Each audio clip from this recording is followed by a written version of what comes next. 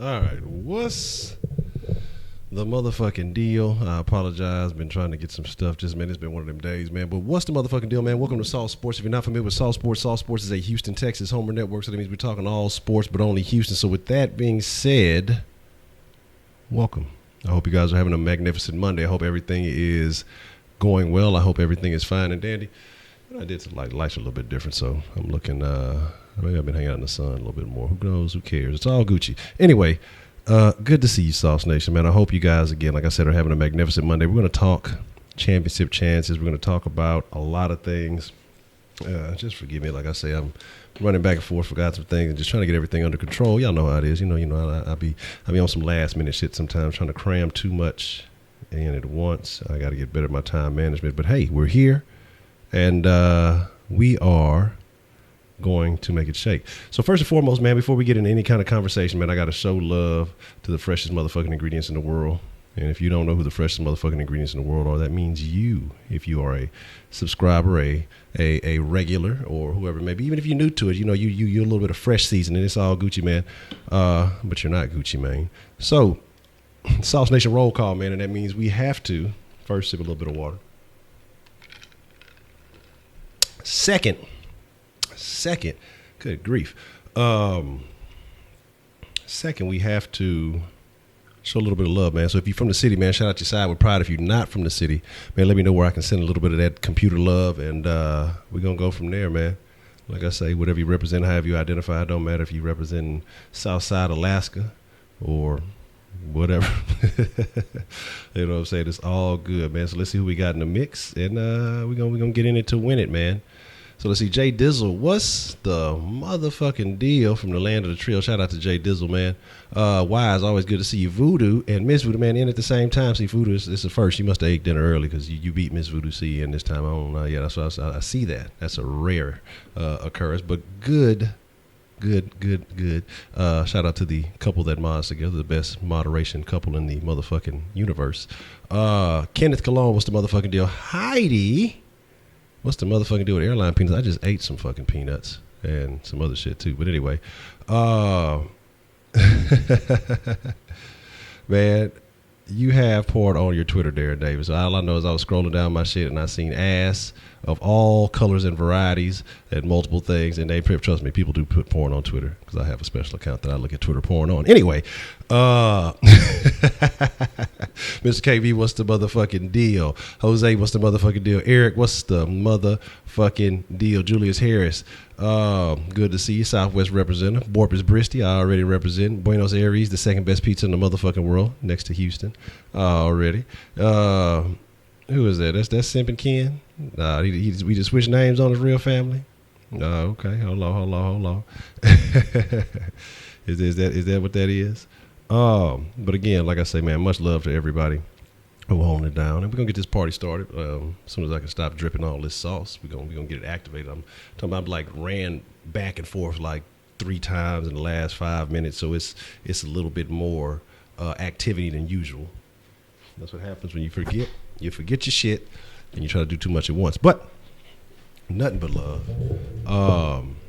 Nothing but love for everybody. So here is the motherfucking deal. Yes, Papa John's is number one. Yeah, man, you can't look. That's why you gotta have a special account that nobody knows, just in case you hit that like button and you ain't mean to. You know what I'm saying? You ain't gotta worry about it. Look. You know what I'm saying? They might see me watching that BBW Gator wrestling. They're going to be like, what the hell is going down with Honcho? You know what I'm talking about? But always good to see y'all. We're going to talk about championship chances in the city of Houston. Okay. And what's the motherfucking deal? Shout out to Chandler, man. I'm one deep this evening. And so definitely appreciate the love. Chandler always holding down the sauce line, man. Dripping the freshest flavor. And I'm mad because of fucking... shit, I don't know. Fuck. I gotta make a decision because there's a book I ordered. I might be able to make it back in time. The Christian might be pushed back just a little bit late tonight because shitty ass Barnes and Noble, they fucking suck, dog. They said they had it at one location. This book I was trying to get, I'd rather not order shit, like having to wait 3 or 4 days for some shit when I want it really now. And so I have to go to another location. And that other location is a little ways away, so I'm going to try to be prompt with the sauce tonight, so I can get there, get it back, and be ready for the fucking kush den. So anyway, when you eat Papa John's, you turn whiter. I don't believe it. Don't believe it. Excuse me. Good burping all in your ear and shit. Anyway, I want to talk about championship chances. I want to talk about the city. I want to talk about the possibilities for the teams here. I want to talk about the 76ers trying to attempt to steal Daryl Morey. I want to talk about a couple of things, man. And look, Daryl Morey don't got no burner account, so I don't know if the 76ers really want him. But let's talk about the Morey situation first. Now, I don't know if you guys heard about that. But I guess they don't really truly trust the process, because if they did, they wouldn't be trying to still the best GM in basketball. Of course, they want to be like us. They want to see what we did. They want to emulate. And let me make sure. So I want to commend Daryl Morey on his loyalty. Yeah, I might look. I'm in a strip club. Well, I wish that would be much more. I'd have much more interesting sights to be looking at. But here's the thing, man. The 76ers made a piss poor attempt to try to lure Daryl Morey away, lure like fishing lure, Daryl Morey away from the Houston Rockets, and you tried it, but did not work. So shout out to Daryl Morey again for holding it down for the city of Houston. Look, I'm sweating. I got so much going on over here. It's just too much sauce. They can have Hinky, whatever his fucking name is. They can keep him again. But you know, Morey has been making splashes, making waves around the league, and I guess they probably saw, even though maybe they want to throw some money at some free agents too, but they saw what he was able to put together. They saw what he's done, and regardless of the championships coming or not, because we're in an era where, you know, some things fell together for the Golden State Warriors, and things didn't quite happen here. You know, if they would have, you know, we definitely would have been on top a long time ago, because we've made attempts for the big names. You know, things just never happen. We made several attempts for Carmelo. You know, we made the attempts for LeBron. You know, we obtained Howard when we thought he would be something else, you know, when he was a big free agent splash. Just the thing about Morey that I will always appreciate is that he never went the tanking route. And now, if he could have done us a favor and said, yeah, y'all pick up Rhino and I'll definitely come, and then hit him with the okie doke, that would have been great. But I guess he couldn't do that. But again, man, like I say, so there has to be some interest. You know, a lot of people around the way, oh, he's never won anything. He's never done this, never done that. He's always kept the Rockets in the playoff conversation at the very least. Championship conversation, even though most people last year said they had no shot. You're talking about one game, one injury. It was ours. But unfortunately, those things happen, and, you know, we can't cry over spilled milk.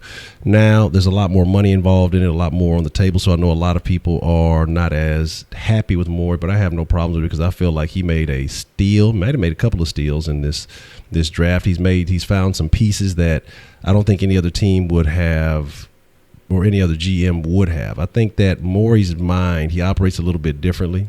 I think that he likes what he has here with not only D'Antoni, but with Tillman, who's going to be aggressive and be willing to allow him to, you know, spread his wings to do whatever it is that he wants to do.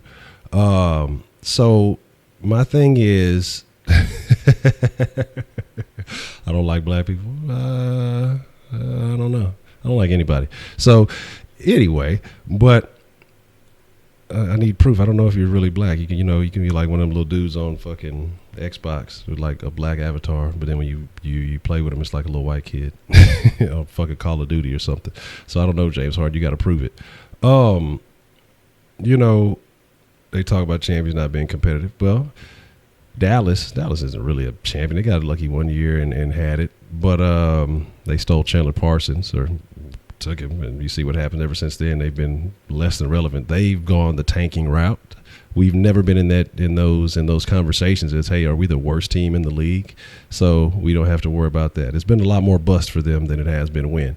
But again, you talk about the LA. I'm glad you meant the NY, LA, Chicago, Boston, and Dallas. When has any of those teams been relevant in the Golden State era? I mean, just even in the conversation. Boston last year, but again, LeBron has, he had his way with them. But outside of that, I mean, even in the West, none of those teams have been competitive since Golden State has kind of taken reign. The Rockets are probably the only other consistent team that has been attempting to compete, just not having the pieces. I mean, they just have too much firepower. But Morey, again, I'm not mad at him. You only have so much that you can do. The city has a particular image that certain superstars may not like. Certain superstars want to be Hollywood actors and eat lunch with Leonardo DiCaprio and Robert De Niro and skip out on pizza parties and things like that. But, hey, I told y'all that way beforehand that that was one of the big reasons I didn't want a particular player coming here, because the guy had an ego. And in Houston, we're not going to fucking rub your nuts because we think you're special, and that's what that person wants. And that's probably why he doesn't like Houston, because we don't jock motherfuckers out here. We give you your props, we give you your credit, we like you for what you do, but we're not going to go out of our way to put you on a pedestal like those other desperate cities. They ain't got shit happening in Cleveland, so it is what it is. But here's the thing, that's just a kind of come and going story, and Morey didn't go. And so I like what he has here. I think he's committed to the city. That just shows me signs of, because Philadelphia's a team on the rise. He could go to the East. Philly's probably the second best team in the East right now. It's between Boston and Philly. You got a young guy in Ben Simmons, a young guy in Embiid. And, you got some other little pieces there that would be, I'm sure a lot of GMs would love to work with. But the thing about it is, that means that Morey has to have more faith in what he has going on here in Houston, what he's built here in Houston, and what he's going to continue to build on here in Houston. So I'm hoping that we don't see him leaving anytime soon, because honestly, I can't think of too many, if any, other GMs that, we would want, or I would want. Because another thing I also mentioned about that guy who went to L.A., that he would want to be trying to run the team. And we already saw the news, shout out to Braylon and Wise shooting me the news, that Magic Johnson's going to let him have control and have some say-so into who comes to the team. It doesn't work like that. Again, he knew he wouldn't have those options out here. Those are things that we've talked about several times. And it came to fruition, spilled a little sauce on that a long time ago. Now, my thing, I slipped at the gym when I was playing basketball. Everyone thought I got crossed. That's unfortunate. It happens. They wouldn't believe you either way. They just take it and run. They'll forget about it in a few days. We're talking about championship chances, and let's start with the least likely. Let's say within the next year or so. I guess in I don't want to say least likely. I want to say, in my opinion, who has the soonest chance to win a championship, as opposed to who will probably be the longest. So we'll start with the furthest away from winning a championship in my book. The three majors. Of course, I can't give you a lot of Dynamo info. We have to haul up Hector the Rector, to spill a little bit of sauce on that, or maybe talk with a little bit of Bray. Bray's a soccer somewhat aficionado. So let's start with the team that everybody loves the most but has the least likely chance, and that is the Houston Texans. If we're going to be honest with ourselves, the Houston Texans are a few pieces away from seriously being in contention for a championship. We have some legit top-notch elite pieces, but I feel like, with football, it's a bigger deal. You could have one guy on a basketball team that can make a team all the way around him better and just increase, the chances, because there's only 5 guys on the court at a time, and one guy can do so much damage, if you have no answer for him. Football is a game where so many pieces have to connect for things to be perfect. And so I'm not saying the Texans are very far away, but I feel like the Texans are a couple of years away. And my biggest issue would be, like I could say, bolstering that offensive line. And to me, that is an integral piece, because you have a solid duo of running backs. We don't know what Foreman's going to come back like, but if he can be what he was, he is a serviceable starting running back. And, again, only being a rookie, and he was getting better with every game. And, if he can increase on that, then he could definitely be a good to great running back. But again, it all depends on that line and what kind of holes they open up for you.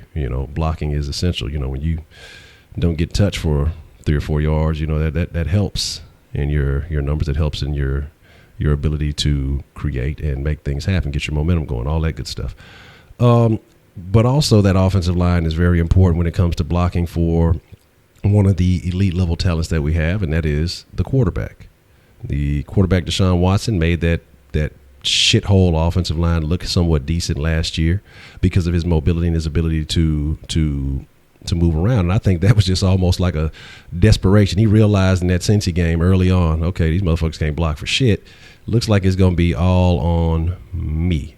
So Deshaun is an elite level player who makes players around him better, made Will Fuller look better, made Hopkins look better, even though Hopkins looks good no matter what, except for when he's out wearing some of that fashion that he's wearing. But anytime he's on the field, Hopkins, A-okay. The thing is, again, that offensive line is so important to so many facets of the game because, again, you let Deshaun sit there and be comfortable. Again, he's going to find the elite pieces that he has in DeAndre Hopkins, Will Fuller, who might be doing PEDs with Dylan Cole. I don't know. I'm just saying this stuff is all love for the team. These are just jokes. Don't be out there. Saw Sports and Honcho said you guys are on PEDs. I'm just joking. He just got fucking swole out of nowhere, running dunes and shit. So, hey, I ain't mad at him. Whatever works. But, if he keeps that speed that he has, he's definitely a deep threat. A lot of people, even Andre Johnson, are talking about the young ckin, who may be a very valid asset, and it's sounding like he's going to take Miller's job. So don't be surprised if you don't see Braxton back in. I'm just saying. Here's the deal. All right. So I think the Texans are honestly a couple of years away. And why I'm saying that is because all the other pieces are there and they're locked up for the next few years. You have a defense that at this point you're not quite sure about. Not saying that they're not good, but last year was a piss poor showing. A lot of injuries didn't help. But you have a Jadeveon Clowney who has not been extended. I know people talk about possibly using the franchise tag, and so that could give you a couple of years on him, but that's definitely going to up the cost. If they can keep everything together on that defensive side of the ball, you got a couple of young guys, I say, in Cunningham and Cole, who are definitely Cunningham, I think, is a up-and-coming star. Cole, he can definitely be. He definitely can be. But I'm not going to overrate it yet. Again, injuries kind of hampered him a little bit last year. But I think the biggest weakness is the most important thing, that's that offensive line. So I think until they get that solidified, the tackle position solidified, and you're confident with what you have, if Davenport pans out, great. But I'm not going to put a lot of stock in that until I start seeing some things. But it is what it is. So I think the Texans are about, honestly, a good 2 to 3 years away from really, really, really being in that conversation. Now, that's not to say that they couldn't put some things together. Football is a very funny sport. It only takes one. Or one game at a time to get there. And that's not to say that they don't have the assets. I mean, they could win in spite of that piss-poor offensive line. There were years they managed to lose in spite of having a great offensive line. So we'll see exactly what happens with that. The next team that we're going to talk about, of course, is the Rockets. And the Rockets are in a very interesting place. The Rockets were almost there last year. We're talking about, on the brink of, actually, let's make this about 22 in.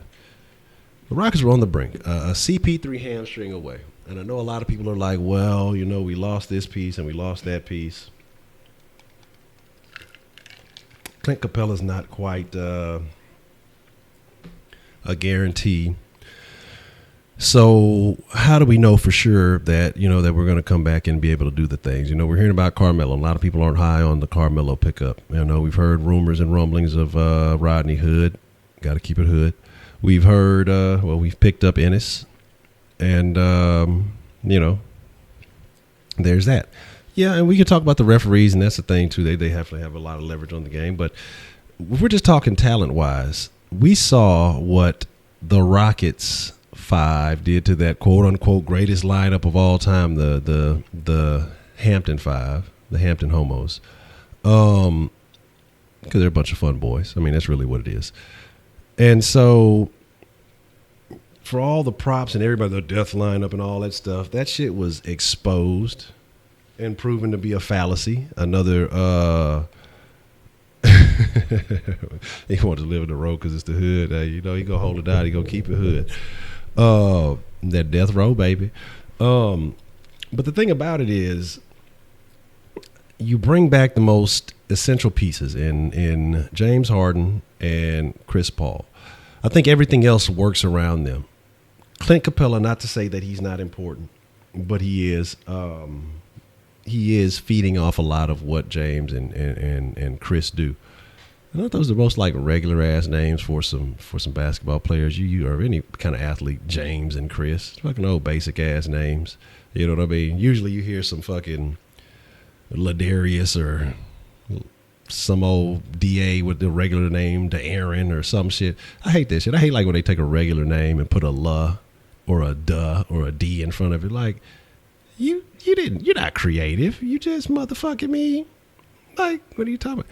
How are the Rockets a laughing stock? They're still the team in the best contention. If anybody who's laughing don't understand jokes, because if the same people are saying that the Lakers have a better chance of winning than the Rockets, like how?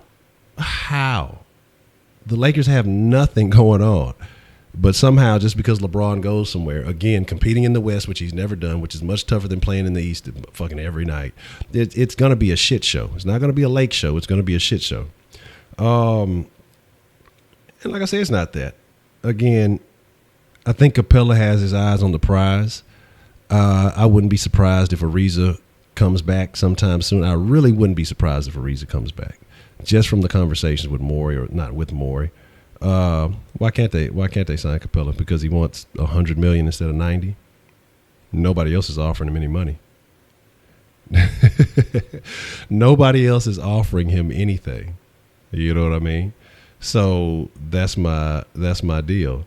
But again, Melo, all he has to do is shoot. Like the Block Boy JB, who is a horrible rapper, by the way. Like the Block Boy JB song, all he got to do is shoot. And so we Gucci. No worries in there. No worries with the Rockets.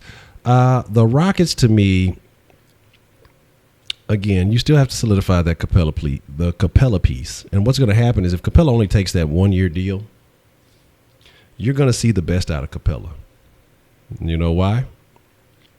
Because then he's going to see that there really wasn't any attention for him. He really wasn't the free agent that he thought he was. And so he's going to do his best to get better. He's going to take advantage of maybe one last year with Akeem, working with him and all that stuff. And then again, I believe the Rockets will still offer some money next year, but you have a couple of young guys coming up who could possibly do some of the things that Capella brings to the table. Really, like I say, his defensive presence is very valuable, but offensively, it's hit or miss. Capella should easily be averaging 20 points a night, honestly. Dewey Harris, what's the motherfucking deal? Bob the Sex Machine, Berkeley Ball, Solar Pimp C, what's the motherfucking deal? Yeah, I think Anderson. I'm just that's where I would be laughing at the Rockets is Anderson signing that fucking Anderson contract. That's what I'm saying.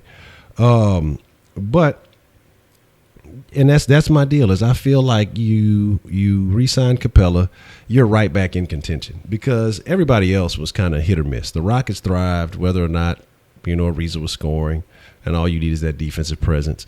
Muthaf, like I say, when it came down to it, he was a good piece to have, but again, not a game changer.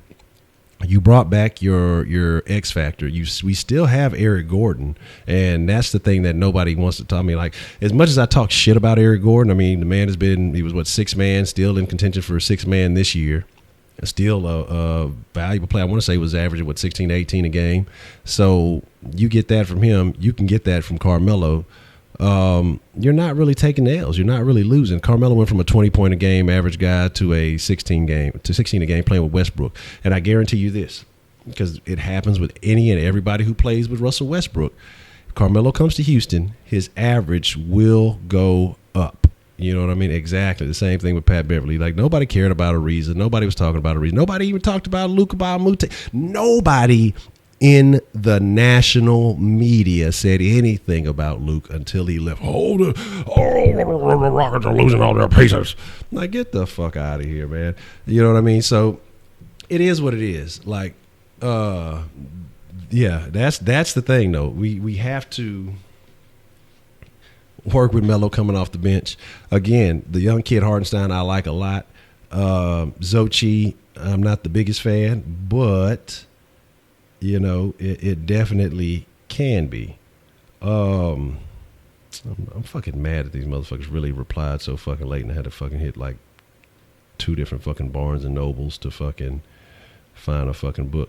Don't let me lie to you. Shout out to Channel on the text line. He asks, what's the deal with Carmelo Anthony? Is he going to be a Rocket tomorrow? I'm not sure. I mean, is the buyout supposed to be taking place today or tomorrow, or how does that work? But I'm sure as soon as it happens, it should be. But again, like I told y'all, don't be surprised if something AWOL happens. Yesterday I told you let's not count our chickens until they hatch, because we've seen crazy shit happen. You know, LeBron's a big old bitch. He probably over there, man, look, the Rockets, they're going to put you on the bench, man. I'm going to make sure coach gets you to start. You know, I'm the GM and the player. You know, I got this, man. You know, LeBron is a big panocha, all right? Like, I used to be a fan of the guy, but the more I start saying he really is a Hollywood dude, man. You know, and it's unfortunate. He Hollywood as hell, man.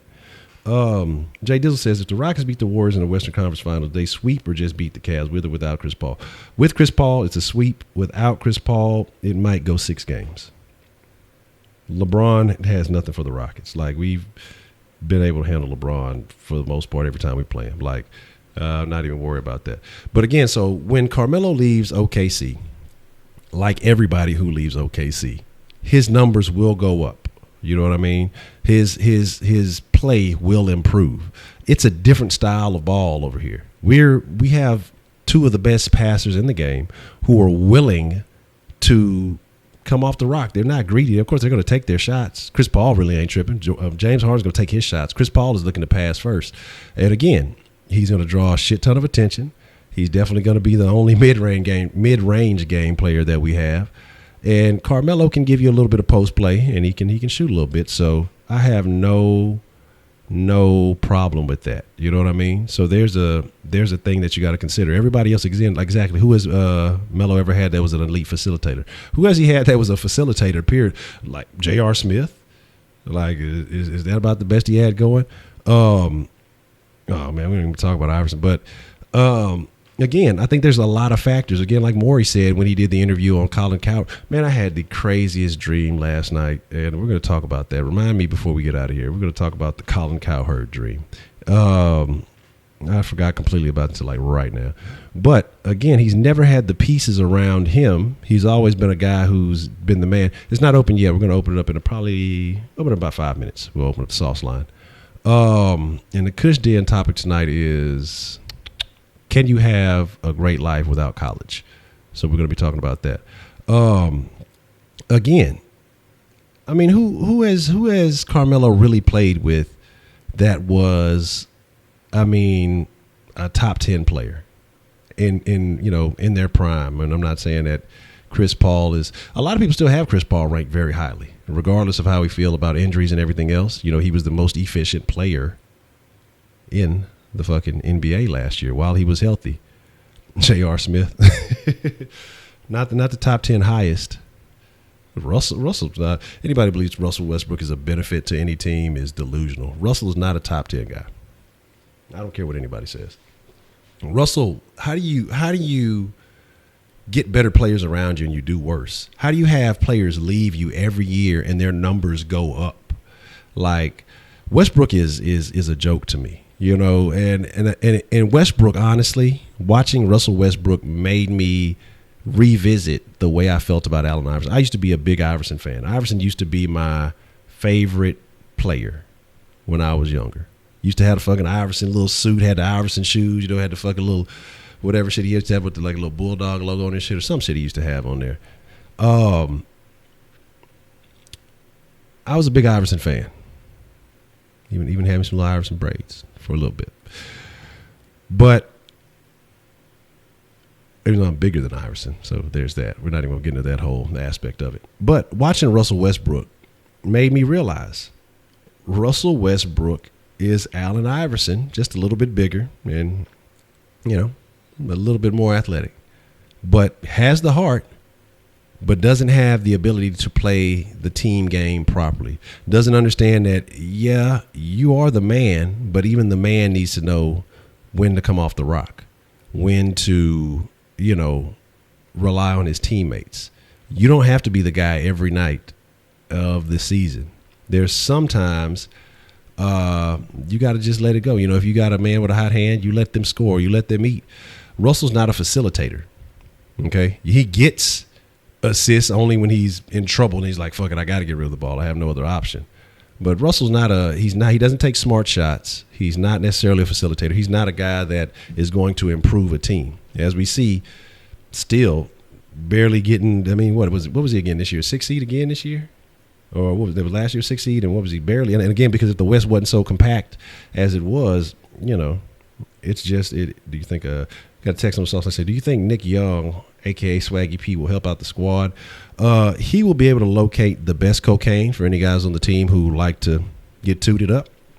He'll occasionally hit a couple of threes, but I'm not looking at Swaggy P as being a guy that's going to make or break the Rockets. But here's the deal. You know what I'm saying? You say he's just like everybody, 10, 11 assists a game for 86. But here's my deal is like he averages that because he's had elite talent around him, but he doesn't know how to leverage that. Iverson never had anybody. Eric Snow, who was the other one? McCullough. Like these were the guys that what was old buddy? Speedy Claxton. These are the guys that Iverson played with, as opposed to Kevin Durant, Paul George, again, Carmelo, even though he wasn't in his prime. Fucking shit. I mean, again, Oladipo, who's one of the better players in the league. I mean, this guy had some of the best talent in the world around him. Had James Harden on his team at one point in time. Steven Adams is not bad. Steven Adams is a solid center. Excuse me.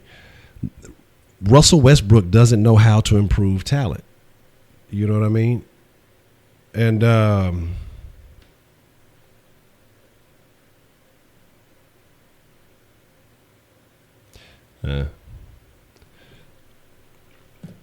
anyway, here's the deal. Already eliminated from the home run derby. So what I'm saying, he made it to the finals with some of the best talent around. He had nothing. That wasn't him. And again, the rest of it was KD. And it would have had a better shot had he deferred to KD a little more instead of trying to be the man and realize he wasn't the best player on that team. But his thing is that he's an alpha dog. I give him that. But at the same time, you got to realize that,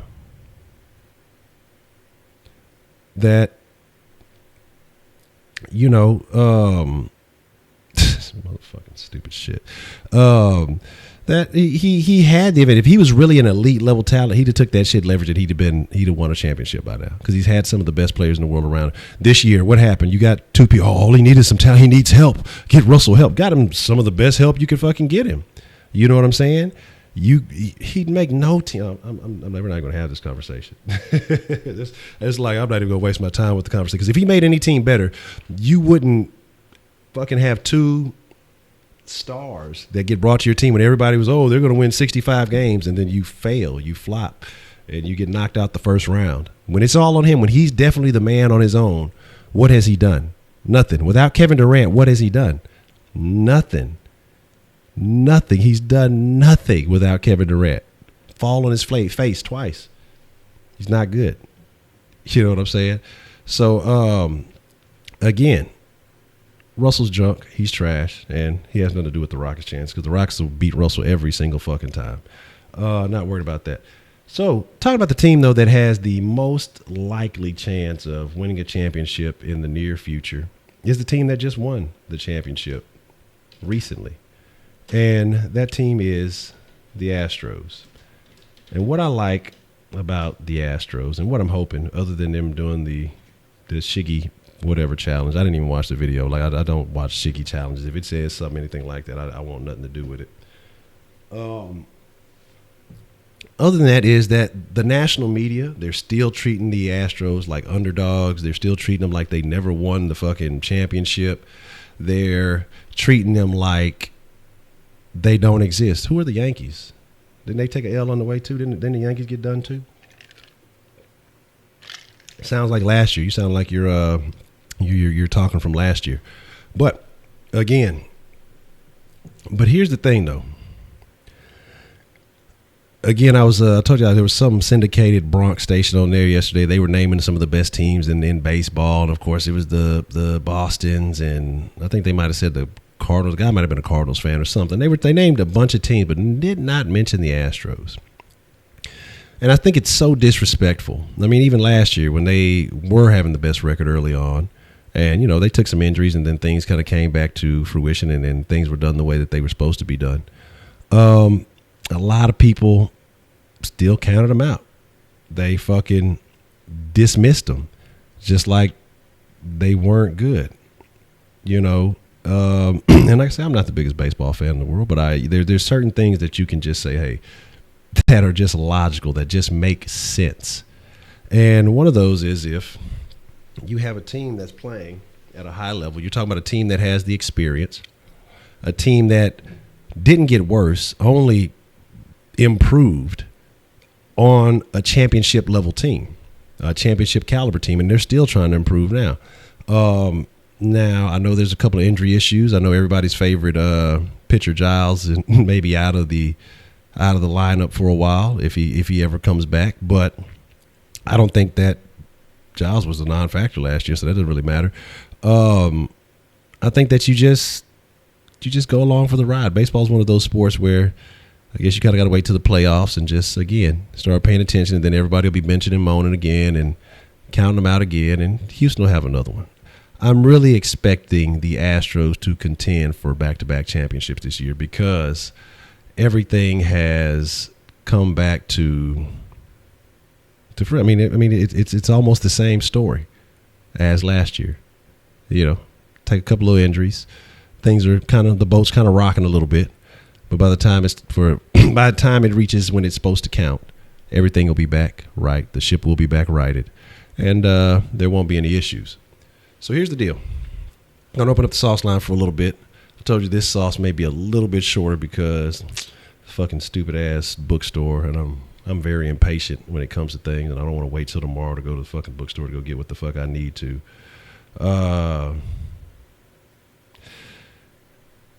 So let's see what we got here. Let's open this up. And like I say, if you want to call in, the number is down there. And call in with your thoughts, and we will definitely discuss those. So, what? Andrew Luck is involved. What are you talking about? What about Tebow? I say Tebow. They were counting on him when they had like their little all-star game or whatever it was, and he didn't do very well. So, I mean, there's that. But while we're sitting here waiting, if anybody's going to call or not, I'm going to tell you guys about this fucking dream I had last night. And somehow, some way, I don't know why, Colin Cowherd was in the motherfucking dream. All right? And somehow I went on his show. Don't know why I was on the show. Don't know for whatever reason.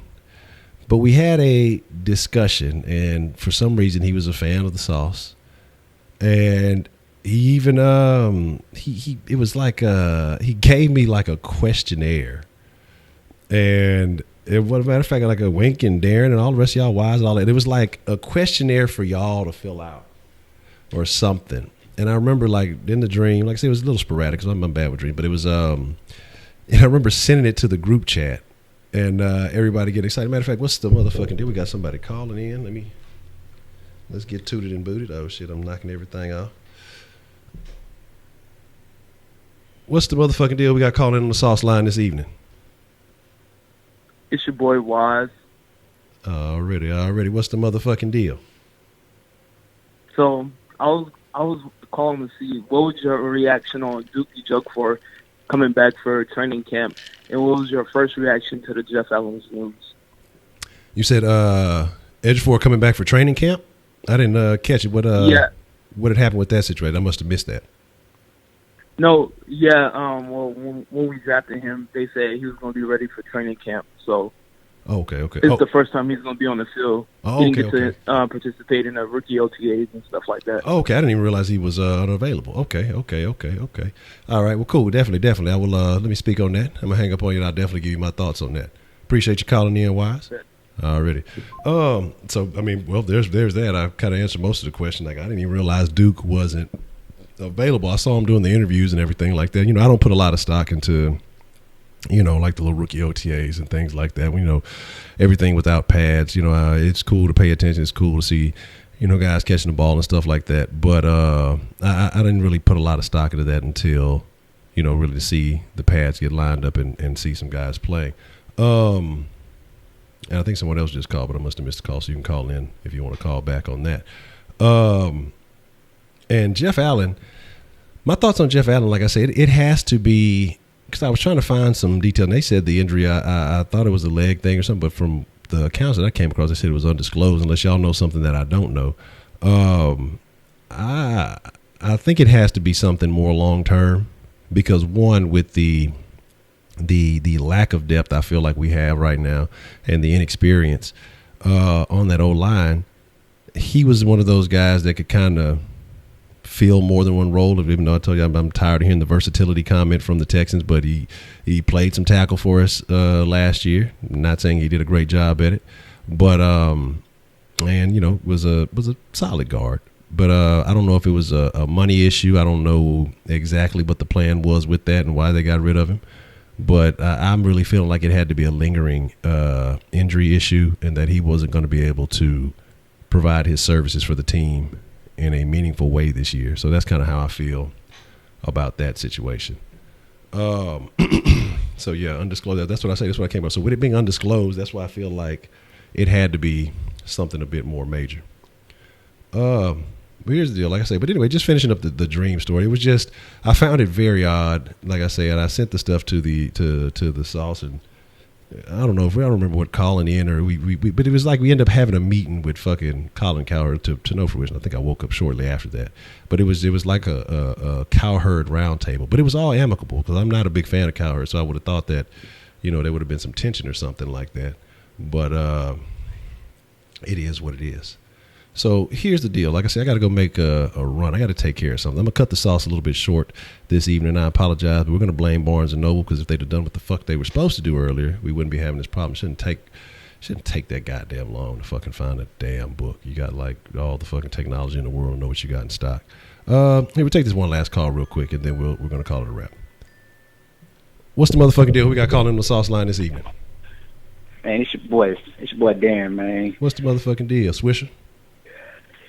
As far as the Texans go, what do you guys see like going into next year? Who do you guys see on the roster, and who do you guys don't think will be on the roster? Okay, you talking about the 53 man? Yeah. Okay, that's better. I'm gonna hang up on you and I'm gonna speak on that. All right. Well, we did the 53 man the other day. As a unit, as a nation, we had made some conclusions. But I think, Jeff Allen was one of the guys that we kind of mentioned, by default, even though he had, the injury. So he's definitely going to have to be replaced. But like I said, just a couple of notable names that I don't expect. Like I said, I'm not going to hate on it, but I don't expect Miller to be around, Braxton. As far as linemen, I'm hoping Lamb is just a camp body for some reason, because I don't see how he's still on this roster. I don't think he has the heart or the talent to be a part of the NFL, honestly. Excuse me. Outside of that, like I said, I'd have to pull up the roster that we did to figure it all the way out. And I see the quick take say, would it take a chance on Earl Thomas? He's probably gonna want some change, and with what we're trying to do, what I'm hoping we're trying to do with Clowney, I don't know about that. Like I say, with us pulling in the Honey Badger, I mean, taking it with Earl and with having Honey and the Earl, back there, it would be very interesting. But I don't think it'll be the move that the Texans make. Me personally, probably.